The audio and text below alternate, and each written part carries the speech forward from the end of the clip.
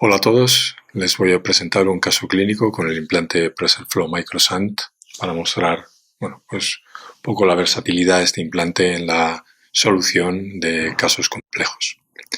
El implante PreserFlow MicroShunt, como saben, es un dispositivo para la derivación del acuoso hacia el espacio subconjuntival que se coloca ab externo. Está fabricado de un polímero denominado SIPS y tiene una longitud de 8,5 milímetros y una luz de 70 micros controlado de la longitud y el tamaño de la luz está calculado para evitar o disminuir el riesgo de hipotonía en el postoperatorio.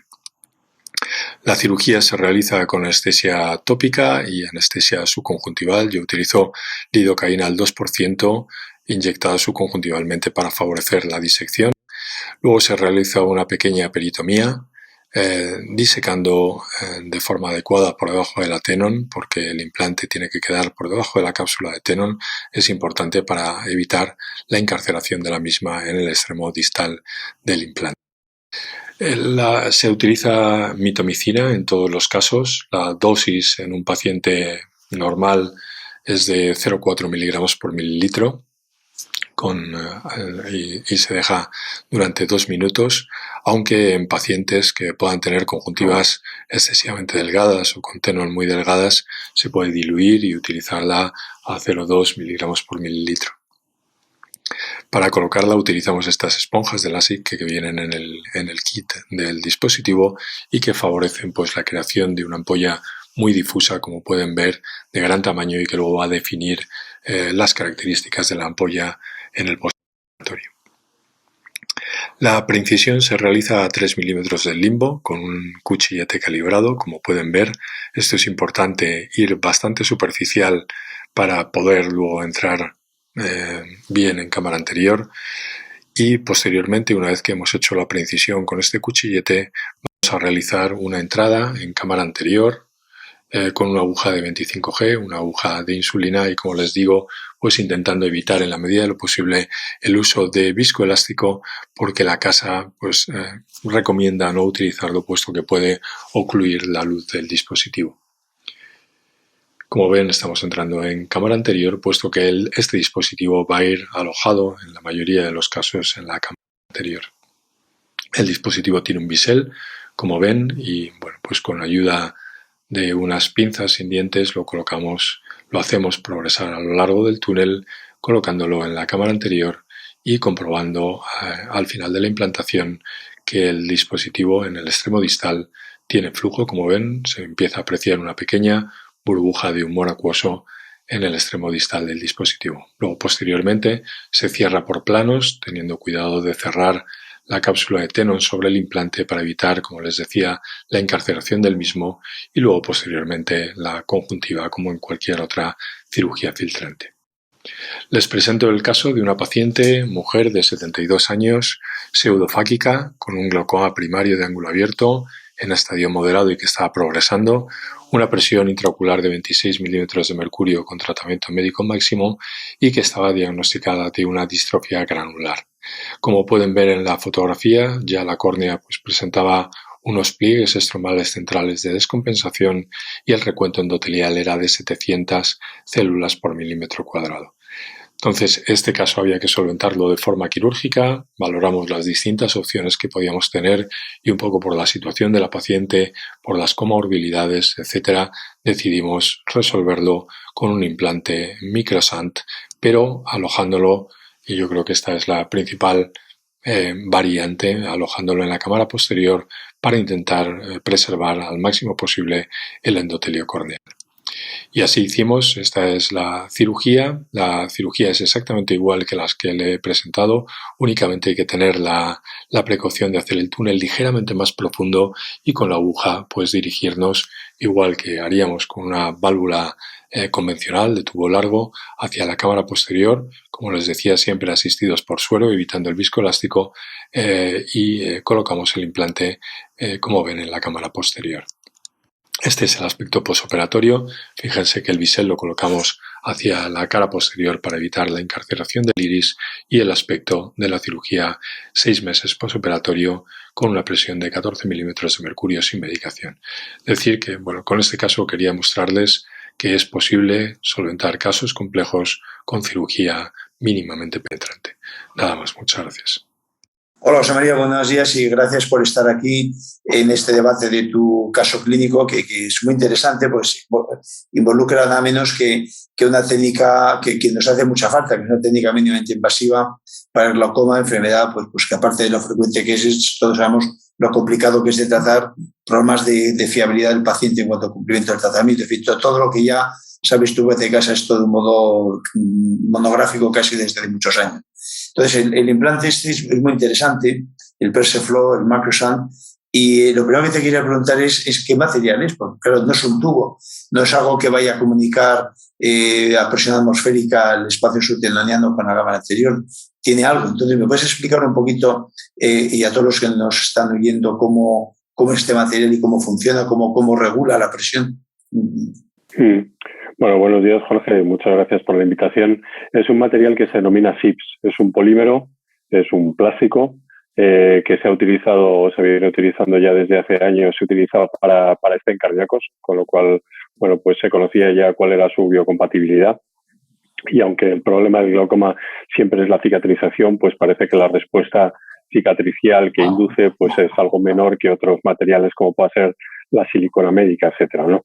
Entonces, bueno, es un tubo que no tiene ningún sistema de restricción al flujo, simplemente es, bueno, pues en función de una ley física, es la ley de Poiseuille, que relaciona la longitud del tubo y el radio de la luz del mismo, pues con eso regula el flujo que hay a través del dispositivo. Entonces está calculado, tiene una longitud de 8 milímetros y medio, tiene una luz de 70 micras y eso hace pues que regule un poco el gradiente de paso a ambos extremos del dispositivo y en teoría pues evitando hipotonías posoperatorias.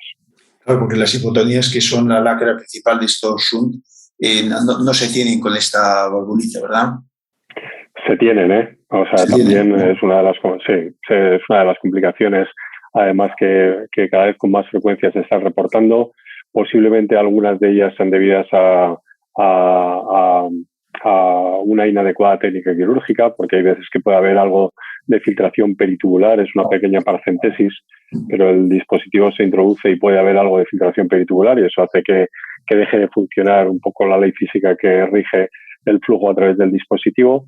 Y luego hay una variabilidad anatómica entre los pacientes, ¿no? Hay pacientes que tienen menos producción del acuoso y que a lo mejor pues ese flujo del dispositivo es excesivo para la cantidad de humor acuoso que producen, con lo cual hay hipotonías, hay desprendimientos coroideos, hay implantes que se tienen que retirar, o sea que no todo es tan bonito, ¿eh?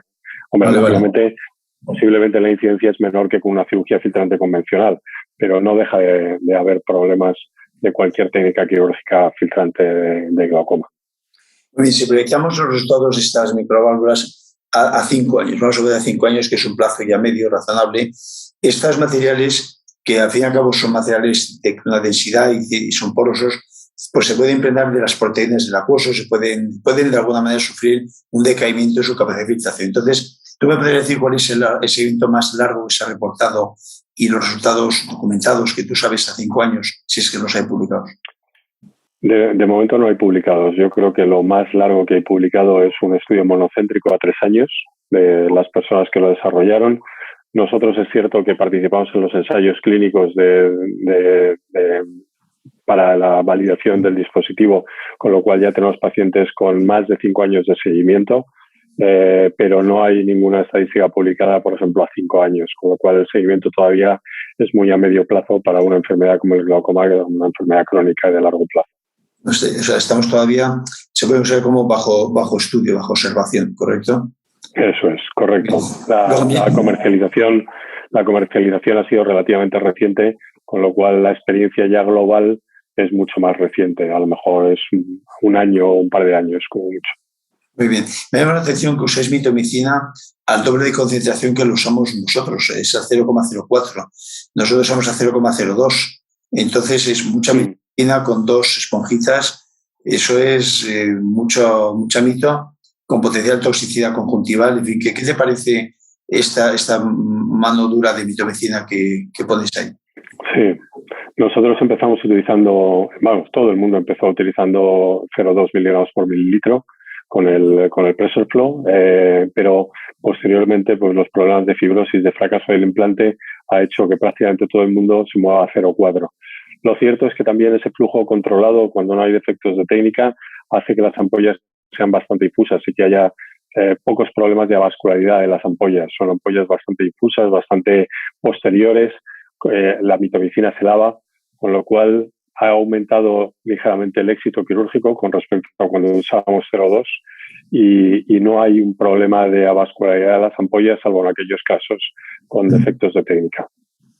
Muy bien, mira, ya para terminar, la originalidad de tu caso está en que, hasta donde yo he visto, es la primera vez que se pone en cámara posterior, que es un lugar, en mi opinión, muy apropiado, porque no hay posible lesión endotelial que te lo va a preguntar, está en un espacio neutro donde, aunque no lo veas, si está bien, pues es mucho más discreto la presencia de un tubito ahí.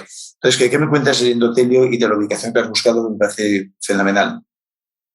Claro, el endotelio es uno de los problemas que posiblemente estén más en relación con este dispositivo, porque requiere una cámara anterior amplia, lógicamente, para que se pueda posicionar con seguridad. Y luego, aparte de tener una cámara anterior amplia, que realmente la técnica sea buena y que el implante quede cerca del iris y no cerca del endotelio, porque puede ocurrir que un paciente tenga una cámara extremadamente amplia, pero el implante, el cirujano lo deje muy cerca del endotelio. Y ahí sí que hemos visto pérdidas endoteliales muy significativas en los pacientes que, como te digo, ya tenemos años de seguimiento, con lo cual hay una relación directa, como es lógico, entre la distancia del endotelio y la pérdida endotelial. Esta paciente era una paciente que ya por sus circunstancias particulares, pues posiblemente la mejor indicación era un Pressure Flow, pero ya tenía una patología corneal previa, tenía prácticamente una descompensación endotelial, tenía pliegues centrales, con lo cual, bueno, pues pensé que podía ser una buena alternativa colocarlo en el sulcus. La técnica quirúrgica pues es básicamente la misma, no tiene mucho problema, salvo, bueno, pues que es una técnica ciega, como sabes, si no utilizas una lente para controlar la posición del implante. La técnica es fácil y lógicamente lo aleja mucho más del endotelio, con lo cual es mucho más seguro para una paciente como esta, con lo cual efectivamente yo tampoco había encontrado casos publicados en la literatura, está mandado a publicar y bueno, pues creo que habla un poco de la versatilidad de este implante y de la posible utilidad incluso en pacientes que puedan tener otras patologías. Bueno, José María, pues muchísimas gracias. Ha sido un caso muy interesante.